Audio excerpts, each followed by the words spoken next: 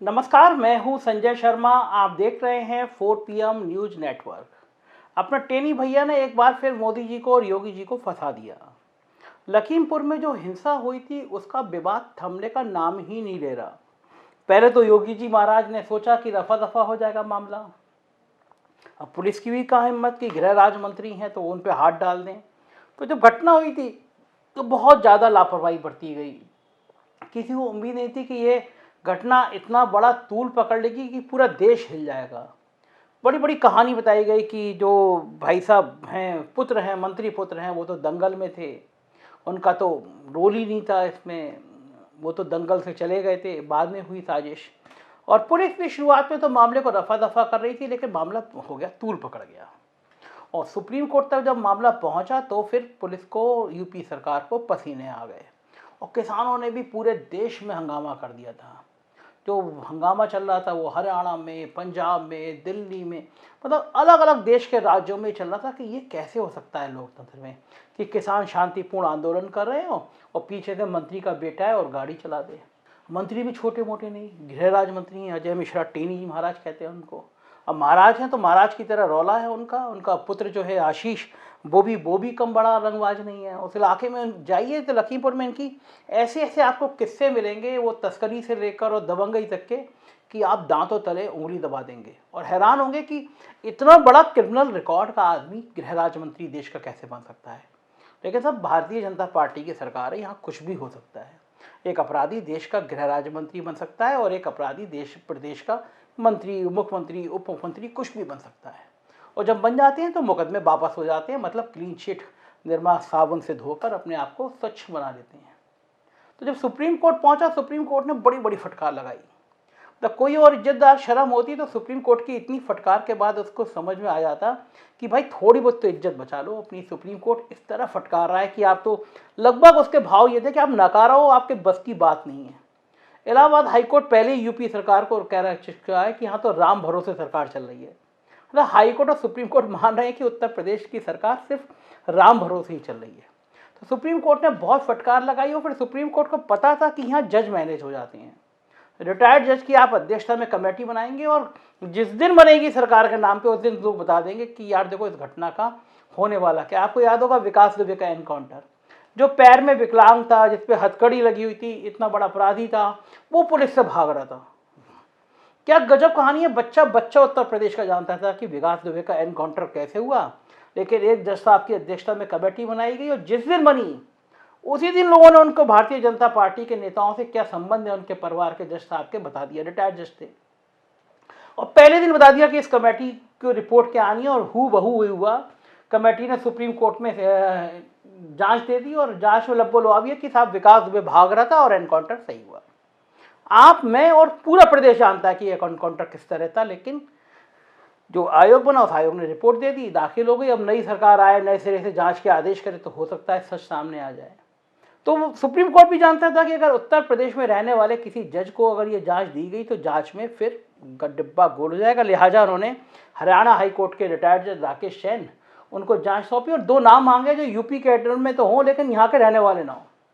तो दोनों तेज तर्रार अफसर प्रीतिंदर सिंह और एन पदमजा दोनों अच्छे अफसर माने जाते हैं, दोनों तेज तर्रार माने जाते हैं। इनकी अध्यक्षता में एक आयोग बना दिया, कमेटी बना दी और ये कहा हम मॉनिटर करेंगे।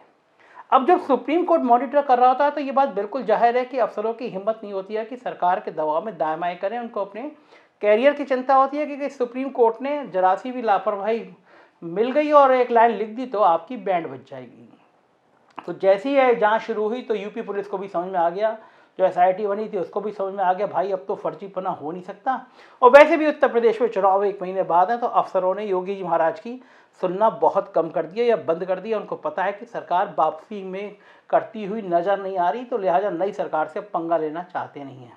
तो जो एसआईटी के मुख्य जांच अधिकारी थे विद्याराम दिवाकर, उन्होंने साफ कर दिया कि ये साजिश थी, ये एक दुर्घटना नहीं थी, ये बाकायदा एक साजिश थी।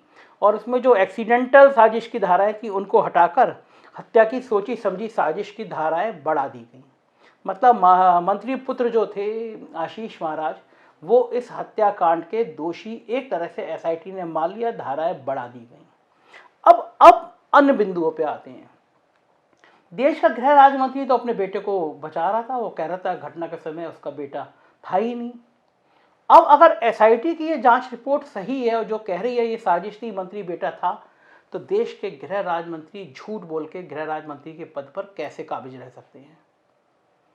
सबसे बड़ी बात है, हम लोगों ने तमाम केस अपनी पत्रकारिता में देखते हैं जिसमें कहा जाता है कि अगर आप अपराधी को बचाने की साजिश कर रहे होते हैं तो वो धाराएं आप पे भी लगती हैं, आप षड्यंत्र में शामिल माने जाते हैं। फिर 120 भी ऐसे मिलती जुलती धाराएं लगती हैं, कोई वकील और अच्छा बता देगा। तो क्या गृह राज्य मंत्री पर भी वो धाराएं लगेंगी, ये जानते हुए कि उनका बेटा अपराधी था, उनके बेटे ने किसानों पर गाड़ी चला दी? क्या उन पर वो धाराएं लगेंगी?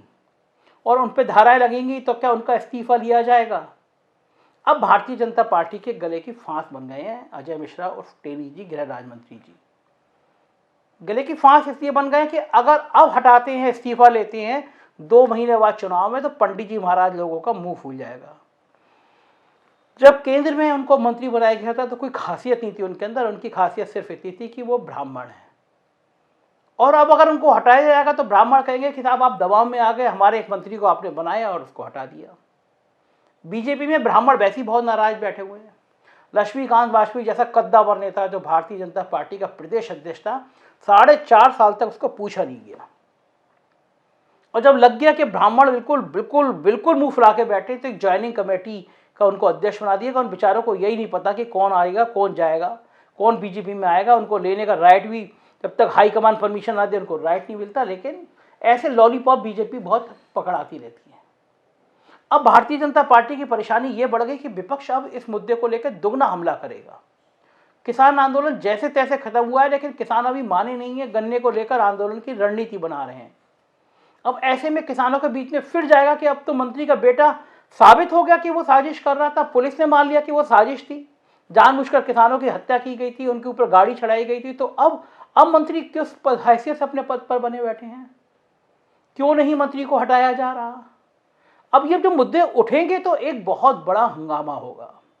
1.5 महीना बचा है, 2 महीना बचा है चुनाव को, उससे पहले टेनी महाराज को हटाएंगे तो मुसीबत, और नहीं हटाएंगे तो विपक्ष के हाथ में हथियार।